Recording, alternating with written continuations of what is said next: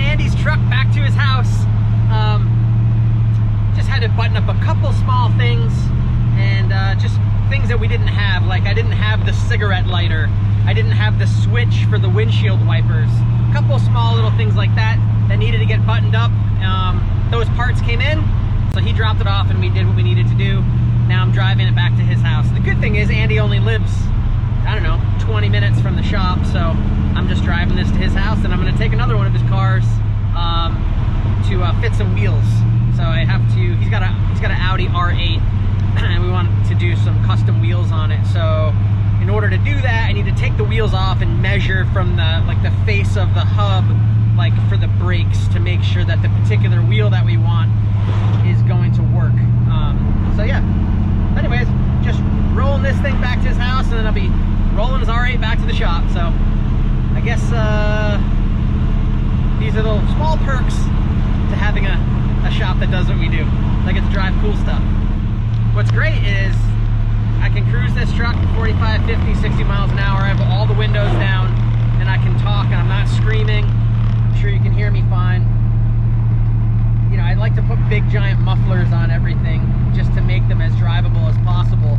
It's you know, everybody wants a really loud car until you drive it for a long period of time, and then it's like drives you crazy. So just one thing I always like to do is try to make them as quiet as possible. I mean, this thing, when you get on it, it still has 1 7/8 primary, long tube headers. It still has, you know, with Whipple supercharger, it's 3-inch exhaust all the way back. It's pretty loud even with the big mufflers. So we put big MagnaFlow, the biggest MagnaFlows I could fit on here is what's on here, and you know, it definitely quiets it up a little bit, but when you get on it, it's pretty loud still. So it's nice. It's kind of like it's loud when you want it to be, and it's quiet when you want it to be. So anyways, I guess that's pretty much it. So I hope you enjoy the inside of Andy's truck.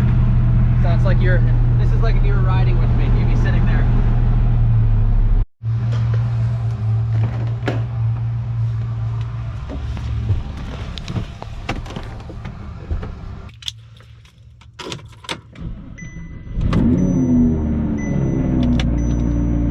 So driving this R8 is a totally different experience than driving the 68 Chevy truck. Both are pretty awesome. I don't know what I like better. I think they're worth around the same money. I don't know. I mean, I think that this, not that you couldn't daily the C10, but I just feel like this is like more of a regular car.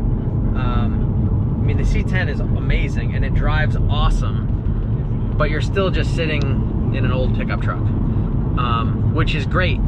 That's like, you get an awesome feeling sitting in an old pickup truck. But I guess this is probably a little bit more comfortable. The seats are a little bit more comfortable anyway. So, I don't know. I mean, I guess that's why Andy has this and that, because he has the best of both worlds. And I'm lucky enough because I get to experience the best of all the worlds, because I get to drive all kinds of cool stuff. You know, I get to build cars and trucks and whatever that are all like, you know, I get to do all kinds of different things, and I'm really lucky for that opportunity. You know, the ability to have customers like Andy who says, you know, do what you would do, and that's like the best feeling in the world. And I'm really lucky to be able to have people like Andy. So it's a great experience.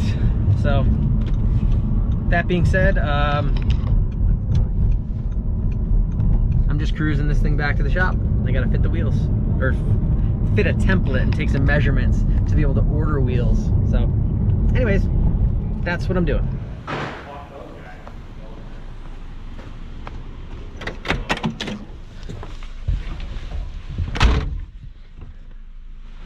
Damn, Taylor's tall. My feet are all the way extended. I can't push the clutch in. Oh, hang on. All right, we're in. Clutch in.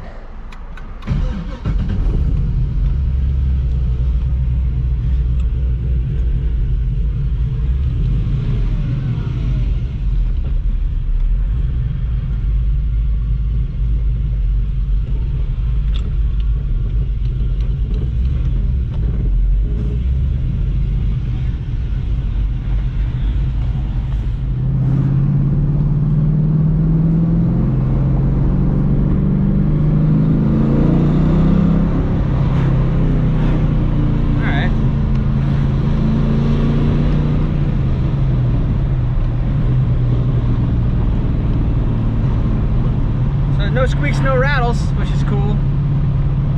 Horn. It's got a little baby horn.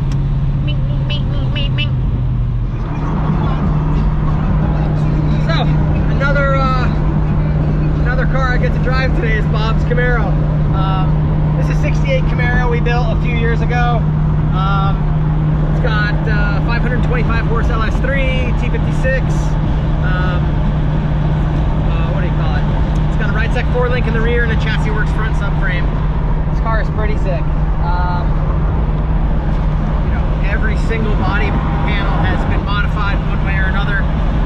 If you look, there's like a lot of really subtle little changes that we've done. Like every single thing. This car is like heavily modified. But when you look at it, it doesn't look like we did a whole lot, which is kind of the point. Just very like OEM plus, just subtle little changes. It's not like we did like crazy, excuse me, hiccups. It's not like we did crazy stuff to it, but just a lot of little things. There's so many cool things with this car, and you know, right now, same thing. It's got pretty big mufflers on it. I mean, I'm going down the road at 70 miles an hour with all the windows open right now, and I can, you know, I'm able to talk to you. I mean, it's obviously there's wind noise because the windows are open, but I mean, literally, I'm going 68 miles an hour on the highway. I'm all about making cars that are just really drivable, and this car is just that. It's awesome. It handles awesome. It stops awesome. It's comfortable to sit in. It's got a cool, like, you know, just all these little custom touches. I mean, check out the dome light. It's this whole, I don't know if I can turn it on or if you'll even see it. It's kind of neat, right? But, yeah, this car's got a million little subtle changes to it. I just think it's awesome. So, I'm just bringing this back to Bob. He had there was a little vibration that it had with the coilover in the back. The exhaust was rubbing on it a little bit. So everything with the 3-inch exhaust that goes all the way back, it's really tough to go in between the frame rails and the coilovers and go up over the axle. There's a lot of small little things that, you know, require, you know, fitment. It's just tight, and so it's literally like there's 1/8 of an inch on either side, and it had just shifted just a touch, and it was just enough that it would rub a little bit. So fixed that, fixed some, thought I had a blown speaker, but it was really just the EQ on the radio. Some settings on the EQ were a little bit messed up, and that's kind of it. So just bringing it back to Bob, and then he's bringing me back to the shop. So that's what I'm doing.